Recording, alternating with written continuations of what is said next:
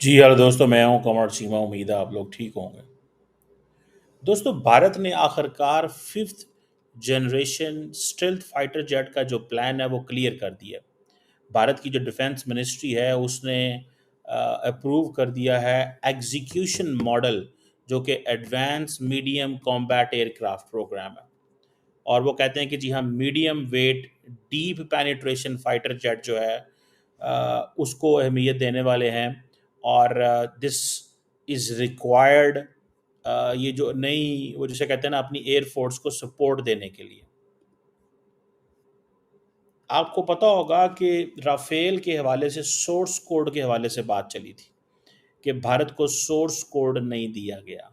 आपने सुना होगा, you might have heard this.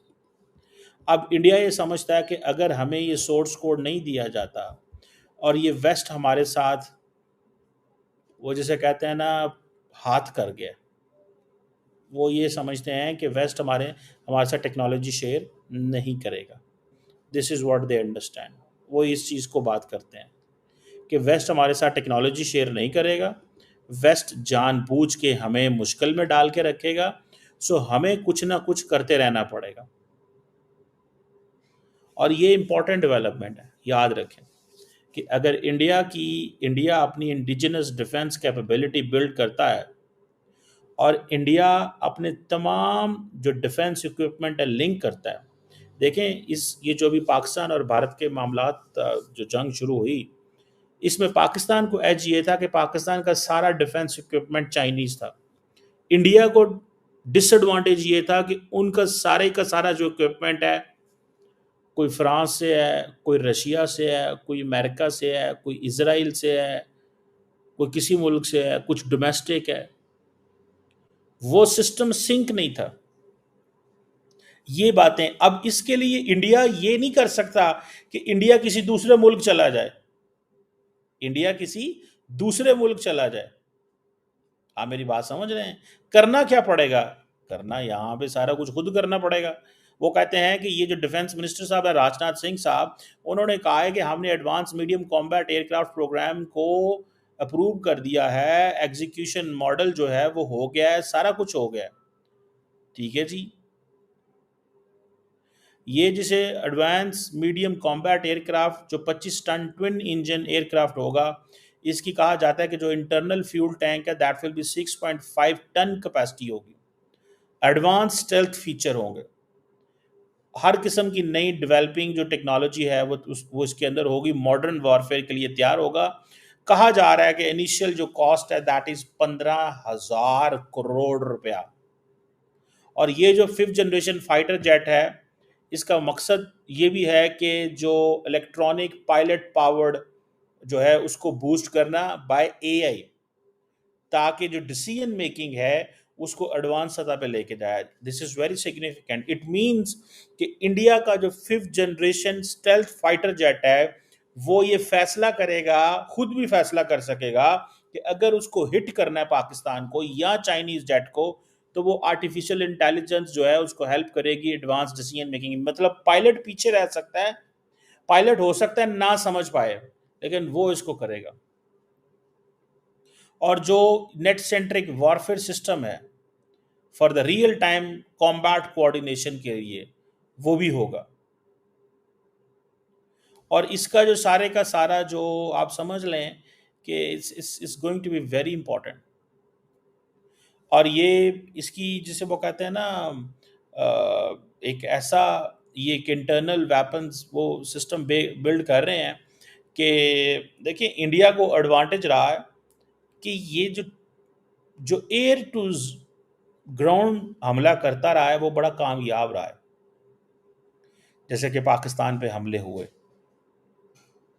कहा जा रहा है कि ये जो फिफ्थ जनरेशन है ये लाइट कॉम्बैट एयरक्राफ्ट से थोड़ा सा डिफरेंट है। और इनके इलेक्ट्रोमैग्नेटिक सिग्नेचर भी बड़े कम है। असल में इंडिया चाहता है कि डेटा जो रडार है वो डिटेक्ट ना कर पाए। So India, if it is able to establish this, then India will be among the very few nations which will have 5th generation stealth fighter aircraft. लेकिन एक तनकीद आ रही है कि जितना इनको टाइम लगता है, ये टाइम हो सकता है अगले 15 सालों में ये बनाएं। जंग अभी शुरू होनी है, मोदी साहब ने तो अगले 4 साल में रिजल्ट लेना है। उसकी वजह ये है ना, मोदी साहब का तो देखें तो सही ना, कि उन्होंने तो 4 साल बाद रिजल्ट लेना है कि नहीं। उन्होंने तो 4 साल बाद कोई ना कोई जंग शुरू करनी होती है मोदी साहब ने, तो उनको तो रिजल्ट अभी चाहिए। और अगर मकसद यही है, अगर मकसद यही है कि जनाब जंग शुरू कर ली, बाद में कम खिलर गया, तो फायदा। सो जैसे अमेरिका का जो है, उनके पास F-35 है, F-22 है, चाइना के पास J-20 है, माइटी ड्रैगन है, रशिया के पास कोई Su-57 है। इंडिया कह रहा है जनाब हमारी ये जो defence research and development organisation है वो 2035 में इसको डिलीवर करेगी, 10 साल बाद। 10 तो वो मुंह से कह रहे हैं, 2-3 साल ऊपर नीचे भी हो सकती है।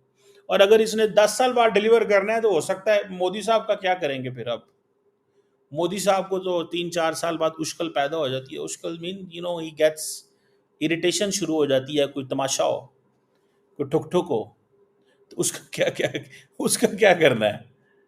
ठीक है ना। मोदी साहब का क्या करना है भाई, वो तो F-30 उनको तो चाहिए।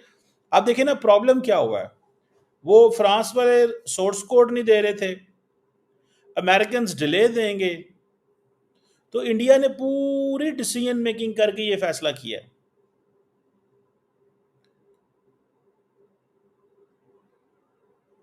सो ये एक इंपॉर्टेंट चीज है। सो इंडिया की जो कैबिनेट कमेटी है उसने ये जो ऑर्डर किया, उसने कहा ठीक है यार, लाओ पैसे। और वो इसलिए क्योंकि ये जो पाक लास्ट टाइम इंडिया को टेंशन हुई थी 2019 में, इंडिया भागा भागा राफेल लेने चला गया। इस दफा टेंशन हुई, भागा भागा उसने फैसला कर लिया, भाई नहीं ये ऐसे नहीं चलेगा। मोदी साहब को 3-4 साल बाद कोई गेम हो जानी है, तो इंडिया को कुछ ना कुछ बंदोबस्त करना पड़ेगा। मैं इंडिया को एडवाइस दे रहा हूँ, अच्छी सुजेशन दे रहा हूँ, मैं इंडिया को अच्छी सुजेशन दे रहा हूँ। और एक इंडिया की state run aeronautical development agency भी है, वो इसको एग्जीक्यूट कर रही है। समझ रहे हैं बात को। सो ये जो प्रोजेक्ट है ये इंडियन एयरफोर्स के लिए बहुत क्रूशल है, क्योंकि इंडिया के पास जो स्क्वाड्रन्स हैं आइदर वो सोवियत इरा के हैं। पहले आई थिंक उनकी जो स्ट्रेंथ है वो 31 रह गई है फ्रॉम 42। चाइना जो है उसकी एयरफोर्स बहुत तेज़ी से बढ़ रही है। पाकिस्तान जो है चाइना के पास के एडवांस तरीन J-10 की सारा रखता है। और अब अगर इंडिया ये बातें कर रहा है, मैं आपको गारंटी से कह सकता हूँ अगले कुछ सालों में आप पाकिस्तान के पास J-20 देखेंगे। मैं आपको ये गारंटी बता रहा हूँ, अभी मेरे से लिखवा लें आप, अभी मैं आपको पेन चेक लिख के दे देता हूँ कि पाकिस्तान अगले कुछ सालों में J-20, J-35 थोड़ा ठहर के आएगा, लेकिन J-20 जरूर आएगा पाकिस्तान।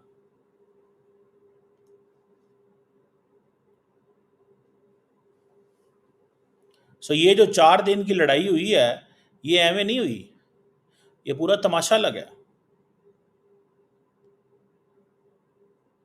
जिस स्केल पे इस दफा ड्रोन इस्तेमाल हुए हैं, ड्रोन्स आर्म रेस शुरू है।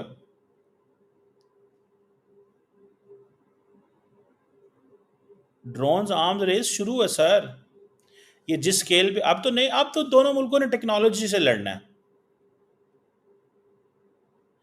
इंडिया कहता है कि मैंने सारा कुछ डोमेस्टिकली करना है, पाकिस्तान कहता है हम डोमेस्टिकली भी करेंगे, चाइना के साथ मिलके भी करेंगे, और चाइना के साथ मिलके हम जॉइंट प्रोडक्शन करेंगे, जॉइंट वेंचर करेंगे।